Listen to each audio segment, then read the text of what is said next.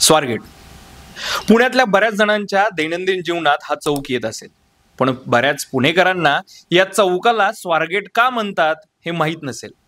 स्वारगेट या नावाचा अगदी सोपा अर्थ होतो. स्वार म्हणजे घोडेस्वार आणि गेट म्हणजे चौकी.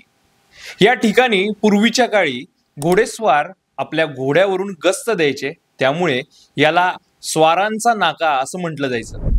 1640च्या सुमारास पुण्यात यायला प्रामुख्याने 3 रस्ते होते. पहिला संभाजीनगर अहिल्यानगर मधून, दुसरा सोलापूर आणि विजापूर मधून, तर तिसरा हा दक्षिण भारतातनं. त्यामुळे या प्रत्येक रस्त्यावर चौक्या होत्या, कारण आपल्या राज्यात कोणी येऊ नये, कोणाचं आक्रमण होऊ नये यासाठी. 1660 मध्ये शाहिस्ते खान पुण्यात आला आणि त्यानंतर छत्रपतींनी त्याच्या 1.5 लाखाच्या फौजेत घुसून त्याच्या मुलाला कसं मारलं आणि हा शाहिस्ता आपल्या पुण्यात जीव सोडण्याऐवजी त्याची बोटं सोडून कसा गेला हे सगळ्यांना माहिती आहे. पुढे जाऊन पेशव्यांनी ही चौकी पुन्हा नव्याने उभारली. त्याचं कारण देखील तसंच होतं.